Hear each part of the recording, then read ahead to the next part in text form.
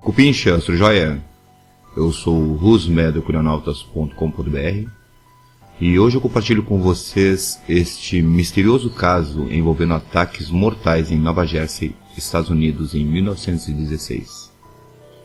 Mas antes eu gostaria de agradecer a parceria oferecida pelo TV Sinistro. E agora o bannerzinho dele figura aqui do ladinho. TV Sinistro, muito obrigado. Sem palavras. E eu sei que tu está transmitindo de Barbacena. E como bom barbacenense, você sabe que o Beco 13 não é um beco. Você já soltou pipa na exposição. Você sabe que Dom Pedro, depois de se hospedar na Câmara, fez suas comprinhas na Bota de Ouro. E finalmente, você já teve medo da Maria Tatu. Segue a adaptação.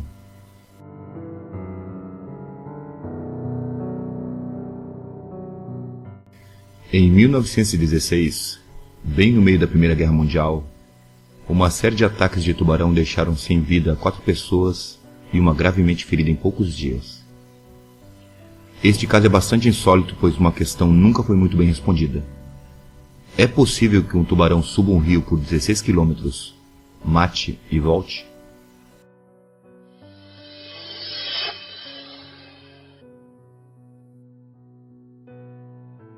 Em 1º de julho de 1916, um jovem de 25 anos, graduado em artes chamado Charles Van Sant, nadava a 15 metros da costa em Beach Haven, New Jersey, quando pessoas que se encontravam na praia divisaram uma barbatana preta zigue-zagueando bem perto dele.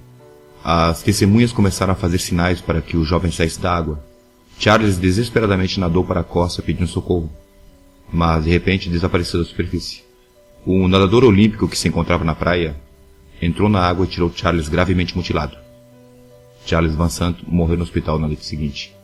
A tragédia não causou muito interesse na costa de New Jersey, e menos ainda em Manhattan, onde os editores do New York Times dedicaram meros 2 parágrafos reportando o ataque na página 18. 4 dias mais tarde, e a apenas 30 km de Spring Lake, Charles Bruder foi atacado enquanto nadava a poucos metros da costa. Uma mulher que estava na praia viu quando ele tratava de chegar à margem com suas pernas ensanguentadas. Charles Bruder morreu na praia poucos minutos depois. Os salva-vidas e velhos residentes da área comentaram ao repórter do New York Times que aquele foi o único ataque de tubarão naquelas praias que podiam lembrar. Dessa vez, os editores do jornal colocaram a história na primeira página. A situação estava mudando.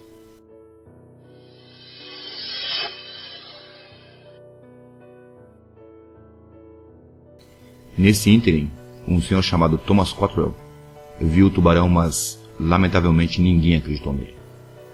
O dia 12 de julho trouxe um clima quente a Matawan, um pequeno povoado situado a 16 quilômetros da costa atlântica, unido ao oceano por uma enseada.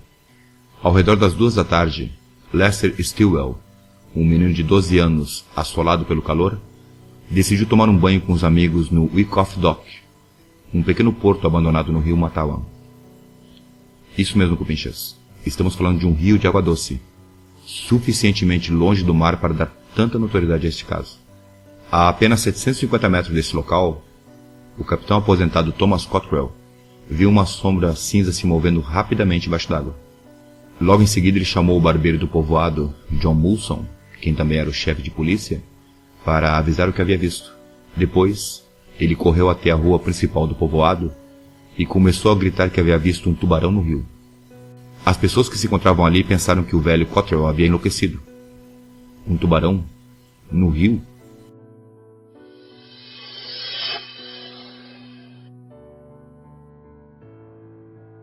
Enquanto isso, o jovem Lester seguia tomando banho com seus amigos, quando de repente seu corpo desapareceu sem deixar rastros.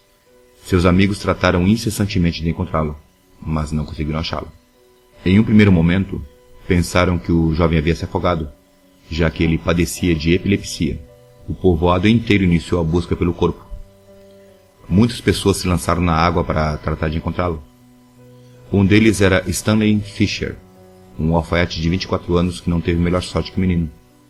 Depois de vários mergulhos, Fisher saiu da água com o corpo do menino. Mas então ele foi atacado pelo tubarão enquanto as pessoas olhavam horrorizadas. O monstro arrastou ele para a parte mais profunda do rio, junto com o corpo do menino. Fisher conseguiu se soltar por si mesmo, e as pessoas que ajudaram ele a chegar à margem do rio viram que sua perna direita havia sido mutilada do joelho para baixo. Fisher morreu no hospital Monmouth Memorial poucas horas mais tarde, enquanto todo o povoado de Matawa tentava encontrar infrutíferamente o corpo do jovem Lester.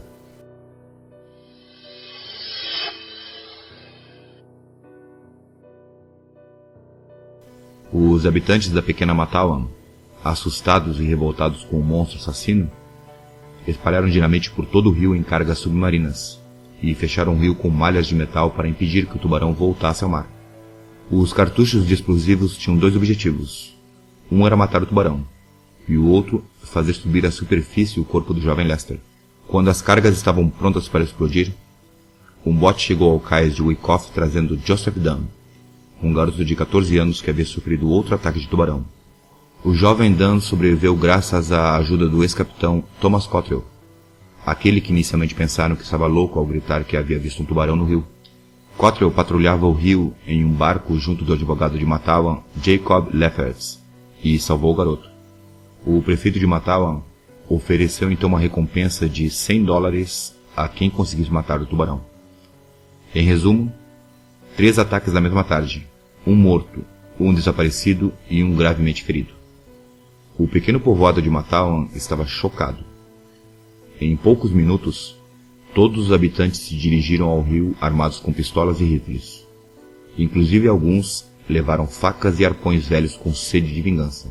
Paralelamente, começaram a detonar as cargas explosivas, mas nenhum dos dois objetivos foi obtido.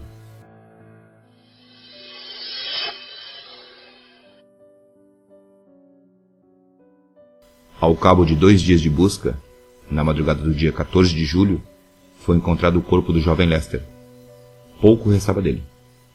Naquela mesma tarde, descobriram que o tubarão conseguiu escapar através de um buraco em uma das malhas de arame, o que causou pânico nas praias próximas e os hotéis ficaram vazios, afundando as cidades costeiras em uma crise econômica.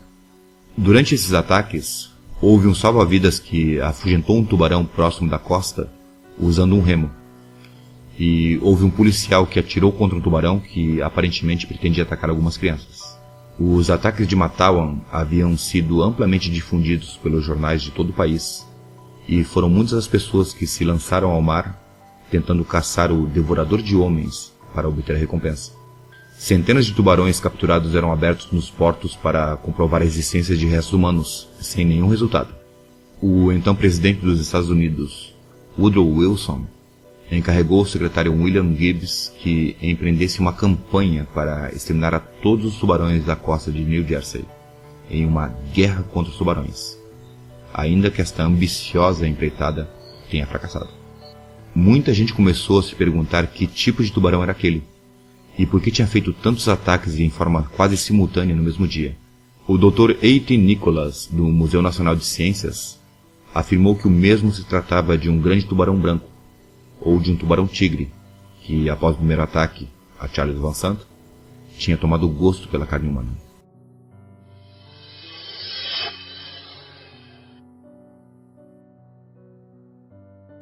Em 14 de julho, à 1h da manhã, o taxidermista Michael Schleicher e John Murphy mataram com um remo uma fêmea de tubarão branco com 2,5 metros de comprimento e 160 quilos, usando uma pequena lancha de apenas 2,5 metros em frente à costa de South Amboy. O tubarão havia sido pego por acidente enquanto os homens pescavam com redes na Baía Raritan. Em seu estômago, foi encontrado cerca de 7 quilos de carne e ossos supostamente humanos, e concluíram que este exemplar era o causador dos ataques.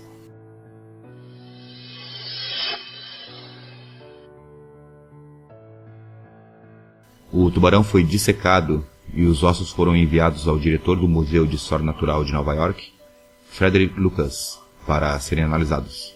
Desde o ataque a Charles Bruder, em Spring Lake, Lucas tentava descobrir a identidade do predador, que muitos também inicialmente afirmavam se tratar de uma baleia-orca ou uma tartaruga gigante. Depois de analisar os ossos, Frederick Lucas anunciou que o tubarão capturado não era o responsável pelos ataques de Matawa, já que os ossos encontrados em seu interior ainda que humanos, não eram das vítimas do rio, mas sim, provavelmente de um homem que havia se afogado e cujo corpo havia sido devorado depois pelo tubarão no mar. Apesar disso, vários especialistas independentes determinaram que entre os ossos encontrados estava o osso da tíbia de um rapaz com 28 centímetros de comprimento, provavelmente de Lester Stilwell, e um fragmento de costela pertencente a um jovem, talvez de Charles Bruder. Até os dias atuais, debatem a veracidade de ambas conclusões. Todos esses acontecimentos foram atribuídos a esse exemplar de tubarão branco capturado na Baía Raritan, o que contribuiu para forjar a imagem de devorador de homens que atualmente rotula essa espécie. Essa teoria foi a grande inspiração para Peter Benchley, quem escreveu em 1974 o seu romance ambientado na vizinha Long Island e que viria a ser conhecido mundialmente pela obra cinematográfica Tubarão.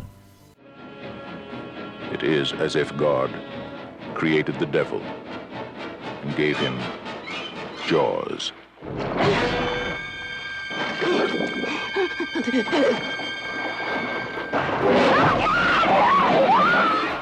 Evidentemente, devido ao pânico, as informações ocorridas há quase 100 anos nos chegam possivelmente incompletas, distorcidas ou exageradas. E hoje em dia, suspeita-se que foram vários tubarões, e não apenas um, os responsáveis pelos ataques, e que estes pertenceriam à espécie de tubarão-touro, que pode adentrar em massas de água doce, coisa que o grande tubarão branco não pode fazer. Mas são apenas suspeitas, já que continua sendo até hoje um mistério o que exatamente matou as 4 pessoas e deixou uma gravemente ferida em 1916 em Nova Jersey. E é isso, cupinchas. Obrigado por assistirem. Abraços.